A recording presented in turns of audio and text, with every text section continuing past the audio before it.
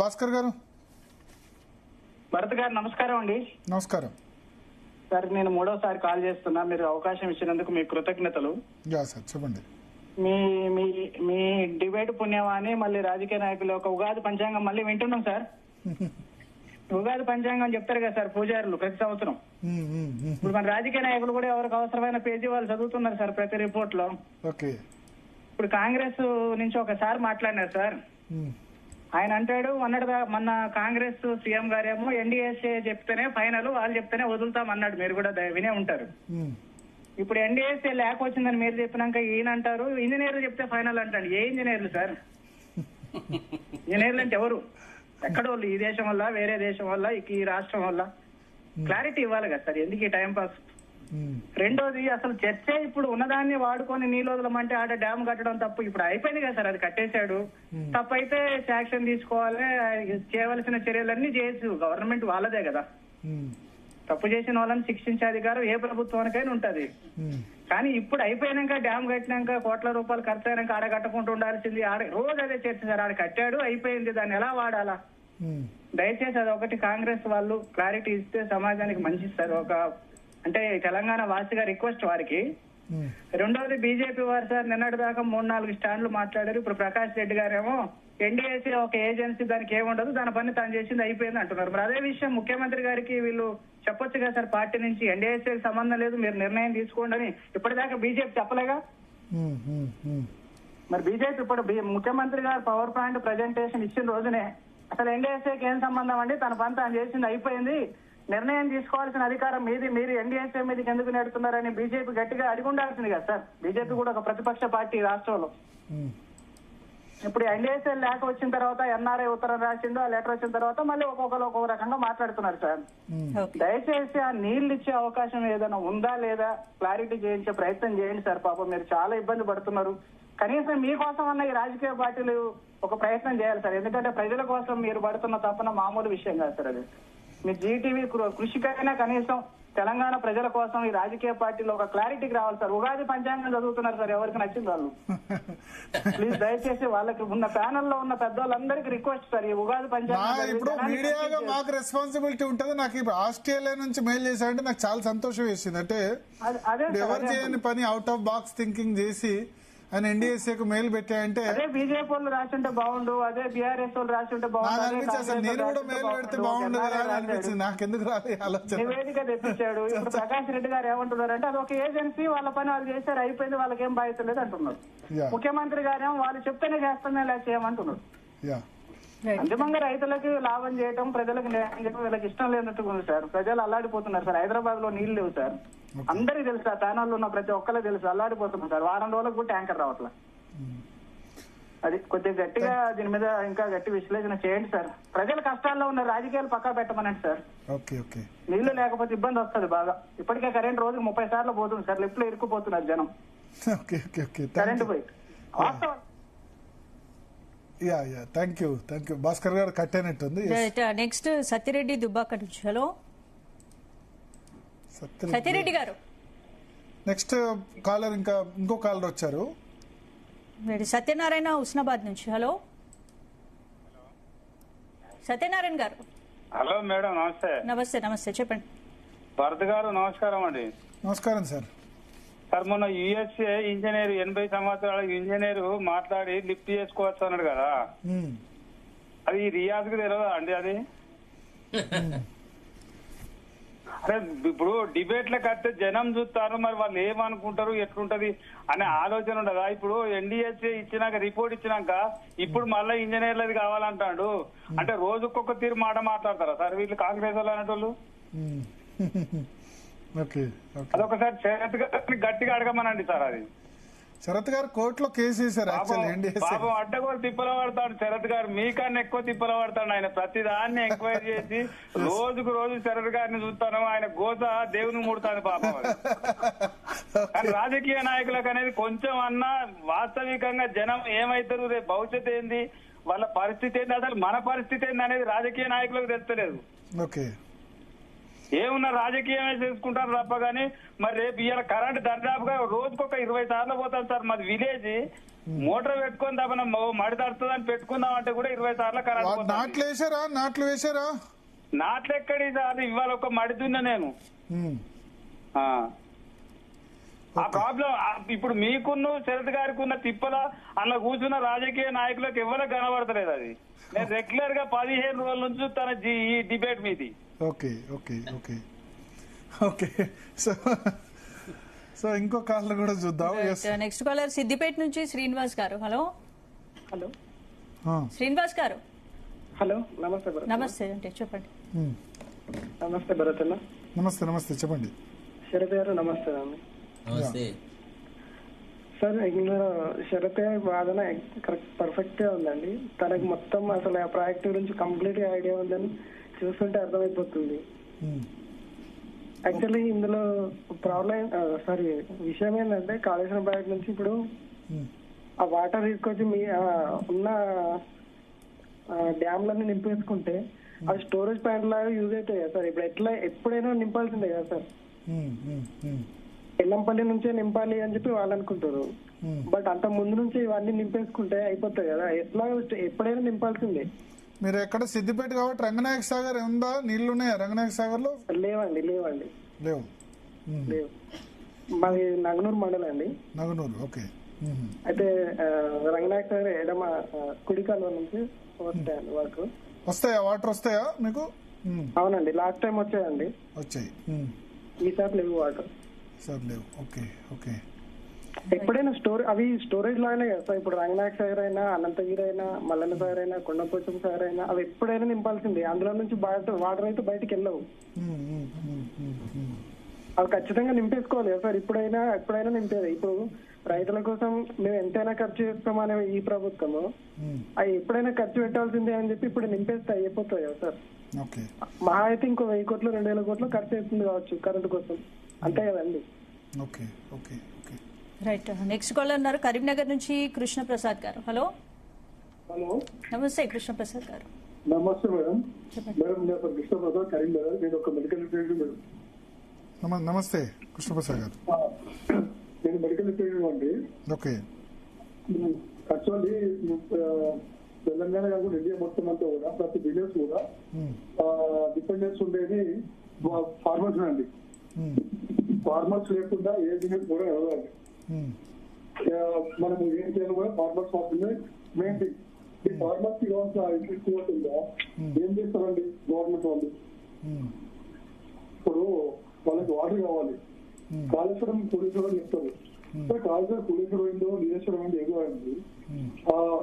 పోయే వాటర్ వచ్చి private జీవనకు water ఇస్తే ఫార్మర్స్ కి వాటర్ వస్తాయి కదా.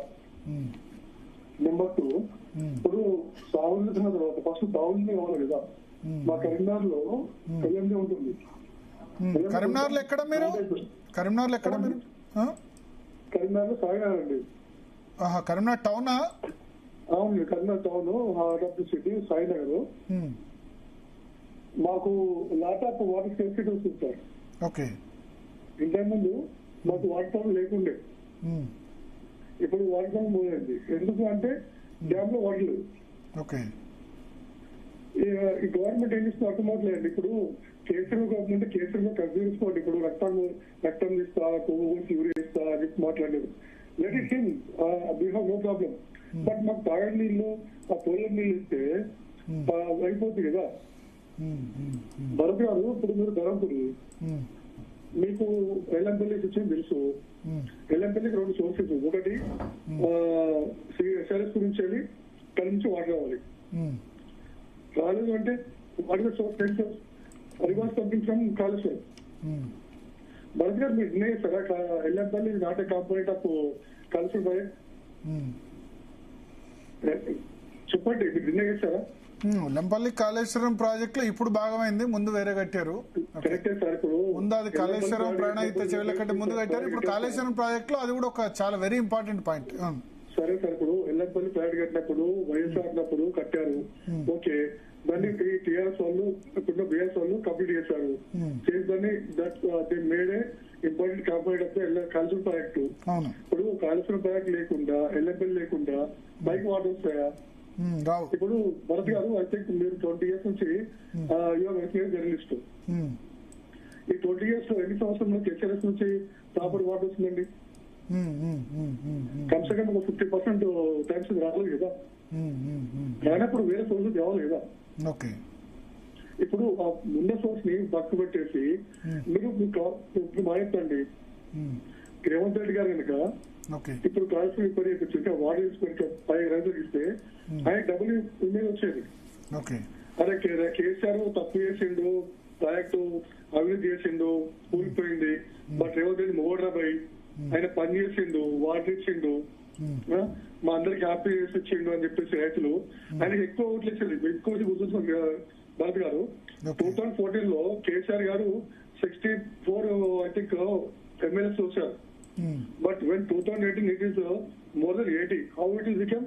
బికాస్ ఆఫ్ కాలుష్యం అని చెప్పేసి అనుకోండి, వాటర్ అనుకోండి, మిషన్ కట్టి అనుకోండి, రైతులు హ్యాపీ ఓట్లు ఇచ్చారు. అలాగే ఇప్పుడు 2028 లో రేవంత్ రెడ్డి గారికి ఎక్కువ సీట్లు వచ్చేటివి తను వరకు వాటర్ ఇచ్చి ఉంటే. ఓకే, సో ఇప్పటికైనా వాటర్ ఇవ్వాలి అంటారు, అంతేనా? ఇంకేం option sir? Any other option? No. ఇంకొక మాట సార్ భరత్ గారు, ఫస్ట్ అయితే మళ్ళీ చెప్తాను. Any component of the business, it may be medical field, it may be other field, it may be your journalism field, or it may be TV propaganda. Public గా డబ్బులు ఉంటేనే వాళ్ళు ఖర్చు పెడితేనే అందరికి డబ్బులు వస్తాయి. అది రావాలంటే రైతులనే డబ్బులు ఉండాలి. రైతులనే డబ్బులు ఎప్పుడు ఉంటాయి? వాళ్ళకి పంటలు పండితే హోపునప్పుడు ఖర్చు పెడతారు, పంటలు పండినప్పుడు ఖర్చు పెడతారు. ఇంకొక ఫైల్ మాట చెప్తాను. రీసెంట్లీ కేటీఆర్ గారు రెగ్యులర్ చెప్తున్నారు రేవంత్ రెడ్డికి వాటర్ ఇష్టం లేదు, ఎందుకంటే వాటర్ ఇస్తే పంటలు పండుతాయి, పంటలు పండితే వాళ్ళకి డబ్బులు 500 రూపీస్ బోనస్ ఇవ్వాలని చెప్పేసి ప్రాబ్లము, పంట కొన ప్రాబ్లము, అందుకే డబ్బులు కూడా ఇచ్చలేదు కాబట్టి తను ఇవ్వట్లేదు అని చెప్పేసి ప్రాపగండా క్రియేట్ చేస్తున్నారు. ఈ ప్రాపగండాలో రేవంత్ రెడ్డి గారు మునిగిపోయే పరిస్థితి ఉంది. ఇది రేవంత్ రెడ్డి ప్రాబ్లం కాదు. రేవంత్ రెడ్డి గారి వల్ల కాంగ్రెస్ ఉండదు, బీజేపీ కలిసిపోతారు కావచ్చు, but Congress party in the future. Okay, thank you. ఇంకా వేరే ఒకళ్ళు ఇద్దరు కాలర్స్ కూడా ఇద్దాం. ఒక ఇంపార్టెంట్ అప్డేట్ శరత్ గారు, మీరు అడిగారు కదా, రెస్పాన్స్ ఎవరు ఇచ్చారంటే రాకేష్ టోటిజా, ఈయన member NDSA, disaster and resilience of the national dam safety authority. NDSA member Rakesh టోటిజా రిప్లై ఇచ్చారు. రిప్లై ఇచ్చింది ఎవరు అని, సో ఆయన స్వయంగా ఇచ్చారు. ఆయన ఏంటంటే ఆయన ఎన్డీఎస్ఏలో మెంబర్. సో అది ఒకసారి వ్యూవర్స్ కూడా అప్డేట్ చేస్తున్నాను, ఎందుకంటే ఇంతకుముందు నేను దానిలో చూడలేదు రిప్లై ఇచ్చింది ఎన్డీఎస్ఏ ఆఫీస్ నుంచి ఎవరు అని. బట్ రాకేష్ టోటిజా ఆయన మెంబర్, డిజాస్టర్ రెసిలియన్స్ ఈ మెయిల్ కి రిప్లై ఇచ్చారు. ఎస్, కాలర్స్ ఉన్నారు ఒకళ్ళిద్దరు. ఎస్, తిరుపతి రెడ్డి జనగాం నుంచి. హలో తిరుపతి రెడ్డి గారు. మేడం నమస్తే, చెప్పండి. నమస్తే మేడం. ఏం లేదు మేడం, మాకు ఒక చిన్న డౌట్ ఉన్నది నాకు.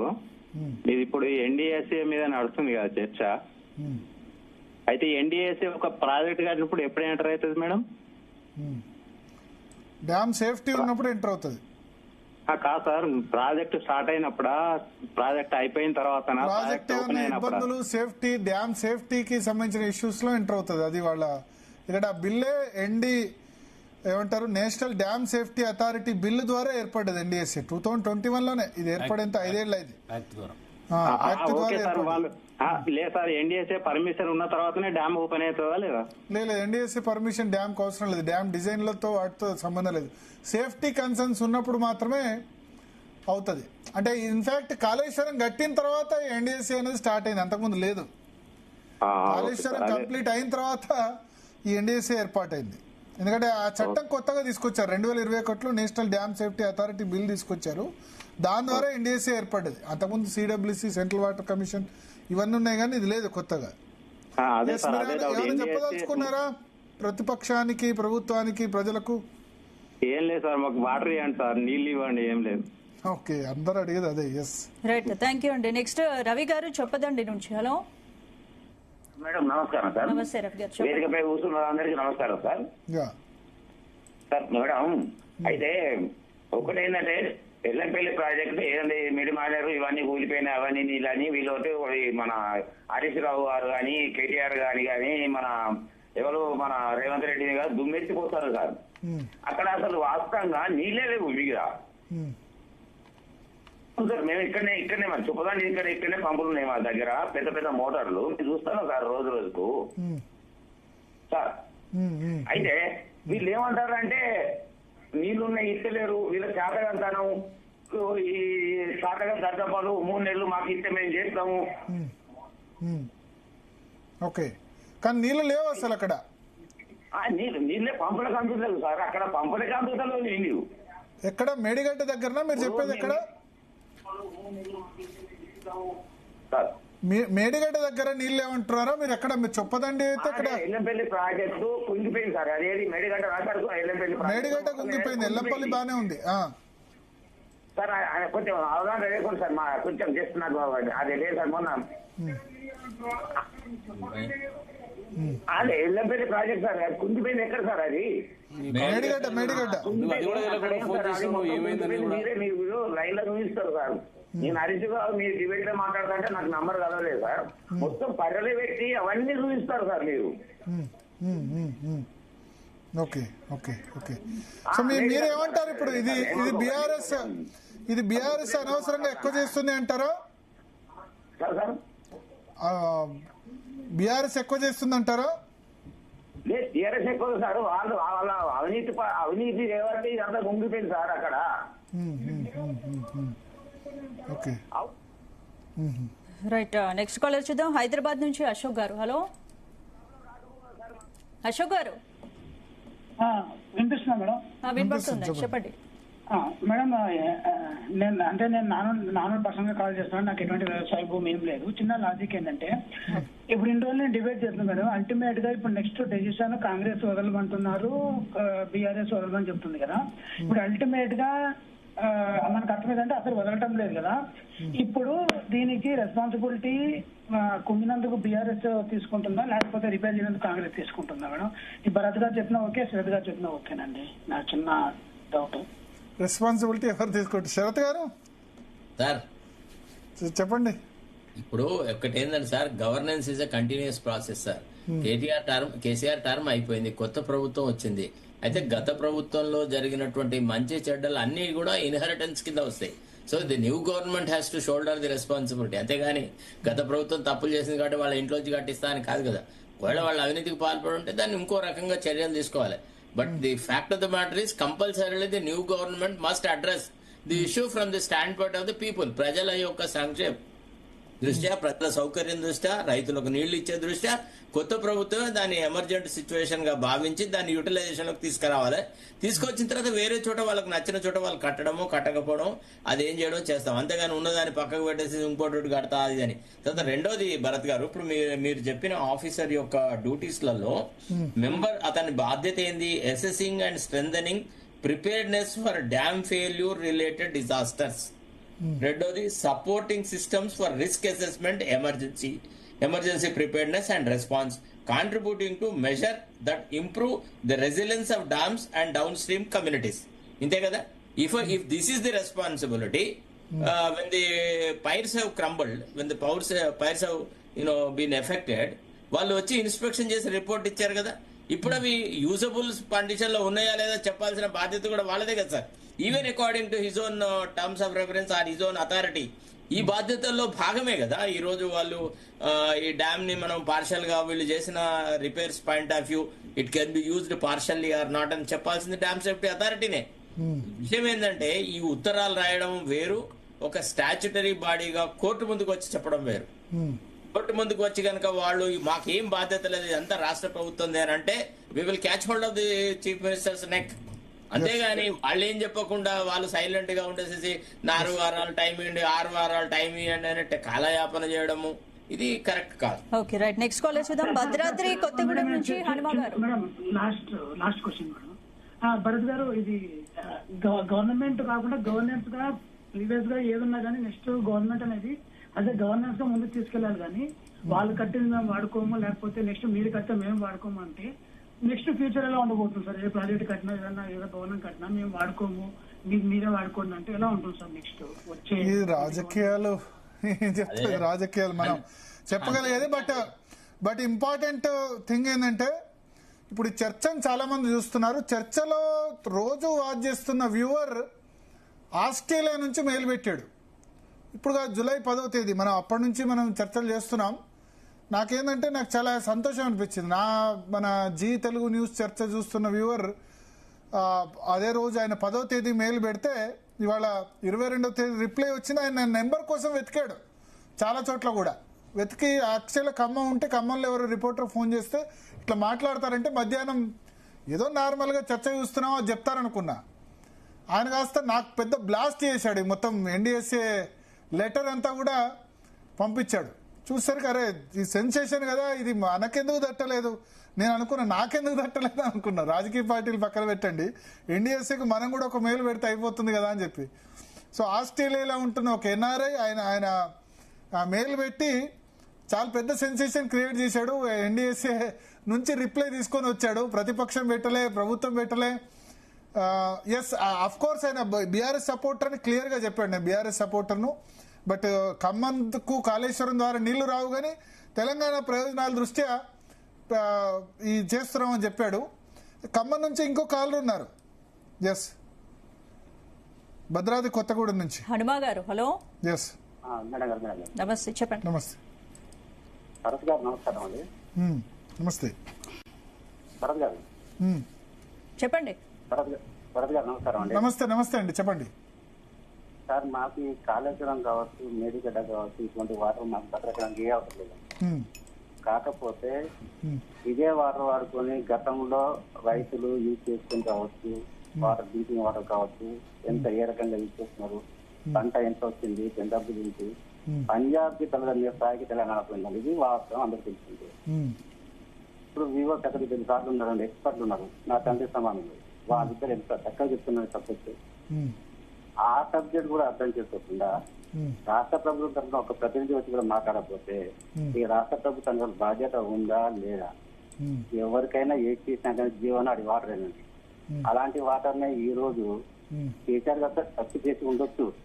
ఆ సార్ క్లియర్ గా చెప్పారు కూడా, ఒక ఇంటికి ఒక పిల్లర్ కానీ ఏమైనా కానీ చింగిపోతే దాని వల్ల మనం రీకన్స్ట్రక్షన్ చేసుకుంటాము, దాన్ని ఏం చేస్తున్నాం క్లియర్ కట్ గా చెప్పారండి ఆ సారు.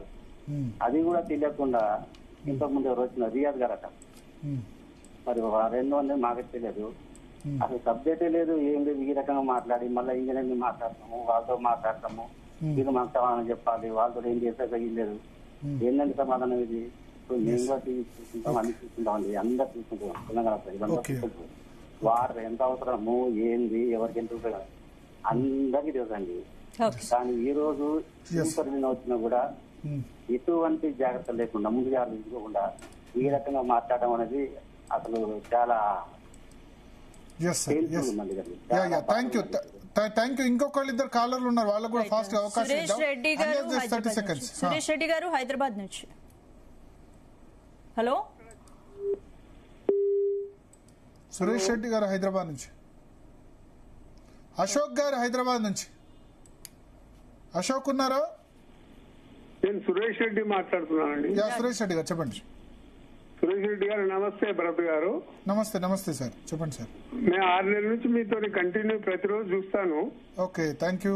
మీ దాంట్లో ఇప్పుడు మీ వీరు ఉన్నారు కదా, వీరు ప్రకాష్ గారా, వీరు మా అడ్వకేట్ గారు శరత్ గారు, శరత్ గారు, ప్రియమైన అడ్వకేట్ గారు, చెన్నూరు తాలూకా, నాది కూడా ఆదిలాబాద్ జిల్లా. ఓకే. ఆయన బాగా మంచి అడ్వైజులు ఇస్తారు, సంతోషం వారు మాట్లాడితే. మరలా మేము ఈ 4 days 5 days నుంచి శాస్త్రి గారికి మాట్లాడినాయని విన్నాను నేను, కాళేశ్వరం గురించి. అంతకు ముందు అదేంది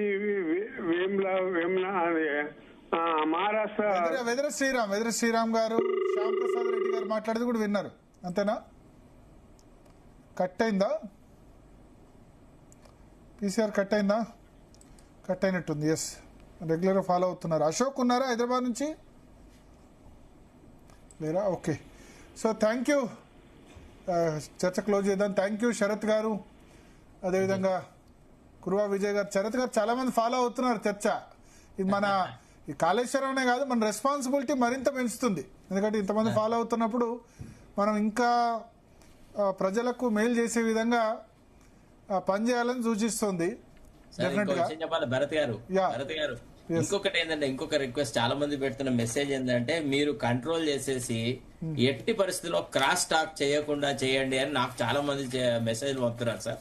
నేను కూడా జనరల్ గా ఏంటంటే ఒక డిసిప్లిన్డ్ కండిషన్ లో మీ దగ్గర చర్చ జరుగుతుందని నేను మీ చర్చల్లో పార్టిసిపేట్ అవుతున్నాను సార్. ఇప్పుడు మీనింగ్లెస్ గా ఒకరి మీద ఒకళ్ళు అరుచుకుంటే ఆ డిబేట్ యొక్క క్వాలిటీ తగ్గుతుంది ఒకటి, ప్లస్ పెద్దల యొక్క గౌరవం కూడా తక్కువ అవుతుంది. అది మాక్సిమం మిగతా వాటికంటే తక్కువనే ఉంటది, ఏదో సందర్భంలో జరుగుతుంది, దాన్ని కూడా అవాయిడ్ చేద్దాం. అదొకటి ట్రై చేయండి సార్. పార్టీ